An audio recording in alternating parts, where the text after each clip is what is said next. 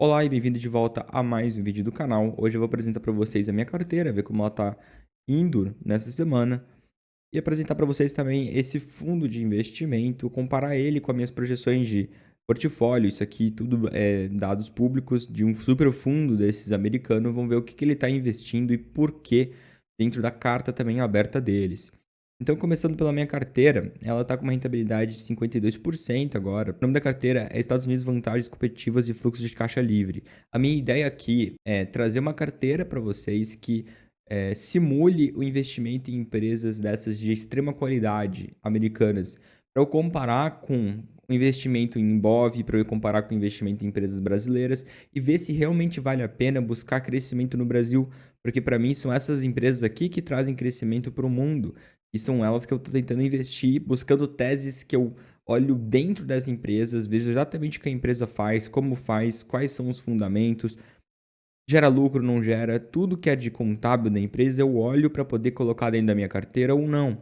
E tudo isso eu contabilizo na tese que cada dia mais que vem outras informações, eu vou alterando ela é maleável, né? Eu consigo mudar ela ao longo do tempo. Dentro do meu portfólio eu tenho S&P Global, que faz análise de crédito e de risco, Fortinet, que é de cibersegurança americano, Moody's, que é a mesma coisa do S&P 500, com um pouco diferente os clientes deles em relação à análise de risco também. A Canadian Pacific, que é uma empresa que é de ferrovia lá no Canadá e nos Estados Unidos, que recentemente comprou a Kansas City também. E daí, provavelmente, eu vou fazer um vídeo no futuro também explicando essa tese.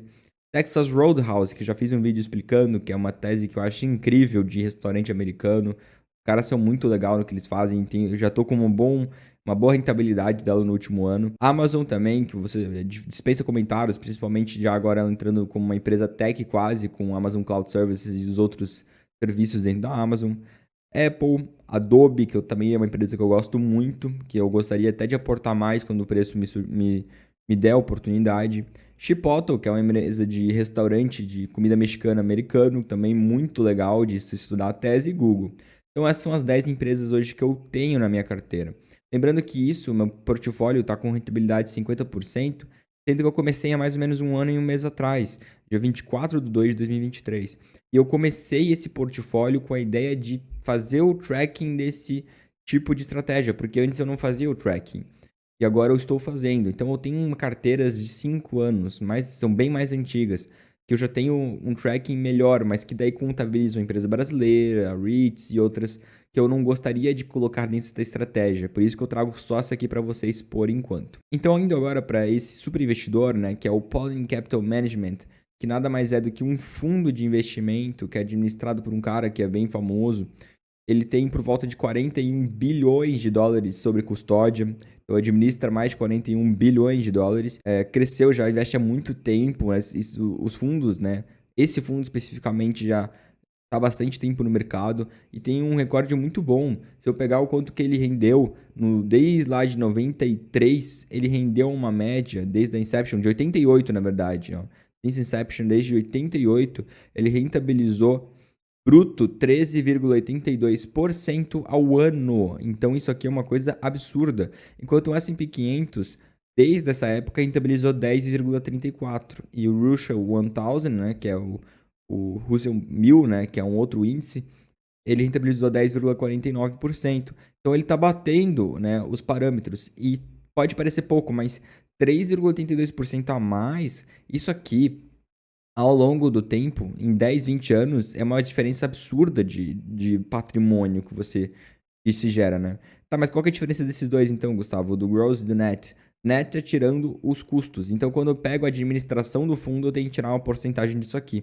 Então, rentabilizado, quando eu tiro a porcentagem, que é o que sobrou no final, foi 12,86%. Eu, já que administro meu próprio dinheiro, é o que sobraria seria o bruto. Eu não iria pro líquido, porque eu não tenho custo para fazer isso para mim mesmo, né? Mas voltando então aqui, vamos ver o que mais eles têm de porcentagem, né? Então, 3,3% em Amazon. A tese de Amazon é uma tese que eu gosto muito, eu acho uma empresa incrível. Eles também precificam a mesma coisa que eu, eles esperam que a margem da Amazon, a margem de lucro, que está em 5,29, vá dobrar. Eles pensam que vão chegar mais ou menos a 12, a margem de lucro em 2024 para 2025. Ou seja, eles mais do que duplicam a margem atual e é melhor ainda do que eu estou prevendo para a Amazon, né? Eu já estou prevendo que o fluxo de caixa livre da Amazon, né, tem alguns cálculos por trás, pode chegar a aproximadamente 70 bi. 70 bi seria aproximadamente chegar mais ou menos nessa patamar aqui do gráfico. Ou seja, é mais ainda dependendo. É mais que dobrar o que já gerou de fluxo de caixa livre em 2023 e 2024. Por que eu penso isso? Simples. Porque a Amazon atualmente tem indicado que ela vai fazer um ciclo de eficiência operacional. Ou seja, ela vai cortar custos, reduzir CAPEX, que ela já tem reduzido. Então, quando eu tiro só o CAPEX aqui, ó, vocês já vão ver que ela teve o ciclo de investimento já está reduzido em 2023 e a princípio reduzir mais ainda. As margens vão aumentar, eles estão cobrando agora mais taxas em cima da logística que eles fazem nos Estados Unidos. E a ideia é que eles consigam trazer melhor operacional e trazer fluxo de caixa livre, aumentando, né, o valuation que seria da empresa e, consequentemente, o preço da ação. Então, isso eu concordo com eles que realmente a Amazon pode ser uma boa concentração e uma boa aposta. E eu tenho na minha carteira também a Amazon. Então, a próxima é a Microsoft, que também eles reduziram, eles foram reduzindo posição nessas empresas que subiram bastante, mas a Microsoft foi uma que eles adicionaram bastante também. Na preço médio de 376 dólares. Hoje, a Microsoft está a 416 dólares. Então, não foi pouco tempo atrás que eles compraram. E a própria Microsoft é uma empresa incrível. Hoje é a empresa mais valiosa do mundo. Tu pega o fluxo de caixa dela anual, olha isso aqui, é uma coisa absurda, parece um gráfico exponencial. E porque ela tem drivers de crescimento muito bons. Ela está conseguindo, né, a gerência da Microsoft, investir em bons projetos, em projetos de inteligência artificial, de jogos, desenvolvendo uma gama de produtos de receita recorrente. Ou seja, quando eu pago, por exemplo, o Xbox Live, Xbox não sei o quê, que quando eu pago recorrentemente todo mês por um serviço, o serviço do Office, o serviço da Microsoft, do Windows, eu consigo ter uma mais previsibilidade de receita e aumentar esse lucro ao longo do tempo. Então, a Microsoft tem sido uma das pioneiras nisso, tanto que ela é negociada, né, de certa forma, cara. Mas eu gosto bastante da empresa. Indo agora para ServiceNow. O que é ServiceNow? É uma empresa que eu também estou de olho e que cair a certos níveis de preço, porque ela tem ido muito bem nos últimos 5 anos, pensa, 208%, e ela tem crescido um monte, né, nesse último ano. Se ela tiver recair de volta, fazer uma recuperação desse preço, eu provavelmente vou aportar na empresa. Porque o que ela faz? É uma empresa que produz softwares de automatização para empresas e indústrias. Então, ela é ponta de linha de inteligência artificial e tem uma contabilidade incrível. Pego anualmente esses fluxos de caixa, é uma linha exponencial. Receita, é uma linha exponencial. Eu pego até os earnings per share, agora dando positivo também, assim, absurdo, tem mais caixa do que dívida. Outra coisa muito legal da empresa. Depois que ela saiu da parte de investimento dela, ela está começando a gerar mais fluxo de caixa e, consequentemente, mais valor para o acionista. Seguindo agora para Google. Google é uma tese que eu tenho em carteira hoje. Eu vou trazer um vídeo explicando o que aconteceu com Google, porque ela está, de certa forma, com pessimismo em volta da empresa. Afinal, ela tem algumas coisas que eu não tô achando muito legal acerca de como que ela é tocada. Ela tem muito funcionário, ela precisa demitir funcionário, ela precisa tornar a empresa mais rentável, com uma margem melhor.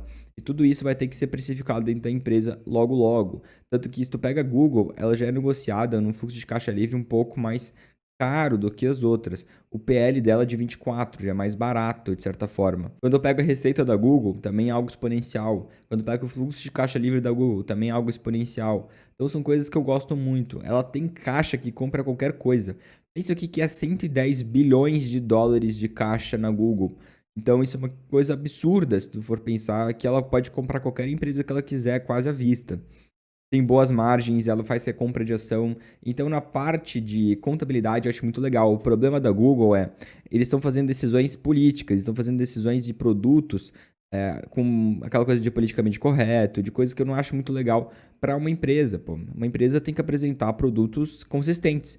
Isso aconteceu, por exemplo, com a Gemini, né, o antigo Bardo, que é o produto de inteligência artificial da Google, que você pedia lá para fazer uma foto, por exemplo, da alemães nazistas é, lá, num campo, e aparecia tipo um alemão negro, nazista, uma coisa assim, fora da casinha, né? Uma coisa que não existe como. Por exemplo, os caras, coloque os fundadores lá dos Estados Unidos, não sei o que e tal, na época que era escravo, né? Tinha escravos. E daí um dos fundadores que aparece é negro. Tipo, uma coisa assim que foge da naturalidade histórica das coisas, né? Então, de uma maneira que, se você pedisse lá, 5 pessoas fazendo piquenique, ia aparecer um asiático, um negro, um indiano, ia aparecer todo mundo diversificado. Aí, qual que é o problema disso, Gustavo? Porque eu não quero uma coisa muito diversificada, eu quero uma coisa natural. Eu quero que, por exemplo, se eu peço alguma coisa relacionada a uma região que tenha mais negros, que apareçam mais negros. A uma região mais asiática, eu quero que apareça mais pessoas asiáticas. Agora, se eu pedir, por exemplo, me faça um quadro histórico acerca da Revolução Francesa, e aí aparece um indiano lá no meio, pelo amor de Deus, não tem como ser assim. Então a Google realmente sofreu nesse caso, né? Ela não está conseguindo trazer esses resultados de inteligência artificial que a gente espera pela empresa. Mas ainda estou confiante nela, ainda quero fazer um vídeo análise de uma reportagem que saiu acerca da empresa. Mas no caso aqui, eles também têm uma porcentagem relativamente grande, 6,39% do patrimônio Google. Então, de certa forma, eles também estão com a mesma tese que eu, né? Adobe, eles também têm, eu tenho também, eu gosto bastante da empresa. E a Adobe é um caso diferente, porque, de certa forma, quando eu pego o fluxo de caixa da Adobe, é uma coisa incrível, né? Ela tem desacelerado agora no último ano, mas é um exponencial incrível. Mas qual é o grande problema, né? Você já deve ver que hoje a gente tem várias ferramentas de inteligência artificial que fazem tudo. Eu quero gerar uma imagem, ela faz. Eu quero fazer tal coisa, ela faz. Dentro da Adobe, ela gera softwares, por exemplo, o Adobe Photoshop, o editor de vídeo da Adobe. Tem várias coisas que são para quem é de marketing, para quem é de editor de vídeo e tal, que é a melhor ferramenta que existe hoje no mercado. O problema é, se vier uma inteligência artificial que tome esse lugar, já era para Adobe. Só que, ao mesmo tempo, a inteligência artificial, a Adobe pode investir nisso para que as ferramentas delas tenham isso. Então, ainda é uma empresa que eu estou vendo qual que vai ser o impacto da inteligência artificial dentro do fluxo de caixa da empresa. Se vai beneficiar ou se vai piorar. Depende de como a gestão vai tratar isso. Eu quero que a gestão invista em inteligência artificial para poder criar produtos cada vez melhores e, consequentemente, atrair mais, né, mais profissionais dentro da plataforma da Adobe, né? Dentro disso, eles também têm Netflix, que é um case que eu também não entrei, mas que é um case bem legal acerca de fluxo de caixa livre. A Netflix está crescendo bastante. Mastercard, que assim que caiu o preço também, tiver uma oportunidade de entrada, eu vou comprar. Eu acho uma empresa incrível. Salesforce também é uma empresa incrível, uma empresa que faz software de gestão, por exemplo, de venda e outras coisas para empresas, né? Então, uma empresa incrível também, tem crescido bastante ao longo do tempo. Visa é outra que eu vou esperar para comprar. Então, eu olho para várias coisas dentro desse portfólio e são empresas que eu realmente gosto. E a partir daqui, na Century para trás, eu já discordo algumas coisas. Por exemplo, PayPal é uma empresa que eu não gosto. A Accenture é uma empresa que eu não gosto. Thermo Fisher é uma empresa que eu não gosto. São empresas dentro dos Estados Unidos que não têm essa visibilidade de monopólios, oligopólios, de produtos altamente viciantes, que é difícil sair deles, de produtos que têm alta margem, que é difícil para o cliente depois querer trocar por um competidor. São empresas que são mais difíceis de serem tocadas e são mais cíclicas. Então, diante de tudo isso, eu olho para essas top aqui, 6, 7, 8 empresas, e eu gosto muito do portfólio do caso da Pollen Capital Management que eu queria trazer para vocês, né? A minha ideia também é que meu portfólio rentabilize acima do S&P 500. E é por isso que eu gosto hoje, né, dessas empresas. Se eu for pegar o S&P 500 e colocar nos últimos 5 anos, ele rentabilizou 80,58%.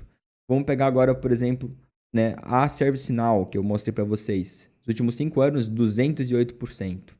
Vamos pegar a Microsoft nos últimos 5 anos, 254%. Bateu também. Vamos pegar a Amazon, 5 anos, 100%. Bateu também o S&P 500. Vamos pegar a Google, 5 anos, 140%. Bateu o S&P 500. Vamos pegar a Adobe, nos últimos 5 anos, 91%. Todas as empresas bateram o S&P 500 nos últimos 5 anos. Então, quando você olha para as grandes empresas e não quer participar delas, tentando achar só as pequenininhas que vão crescer um monte, você provavelmente vai perder para o S&P 500. Então, o que eu quero achar? Empresas boas, de alta qualidade, que estão crescendo, grandes e que tenham teses muito bem fundamentadas. E eu acho essas empresas extremamente fundamentadas, e assim que esses preços caírem, por exemplo, agora no S&P 500 a gente está em máxima, mas assim que tiver um recuo, eu vou começar a fazer aporte mais intenso nessas empresas, na ServiceNow, na Mastercard, na Visa. na Amazon e assim por diante. Por enquanto, eu mantenho só fazendo pequenos aportes em Moody's e S&P Global, que são empresas que para mim hoje ainda estão de certa forma descontadas mesmo com a máxima de mercado. E por hoje é isso. Se você gostou do vídeo, por favor, comente, se inscreva aqui embaixo, curta o vídeo que me ajuda bastante e eu te vejo na próxima.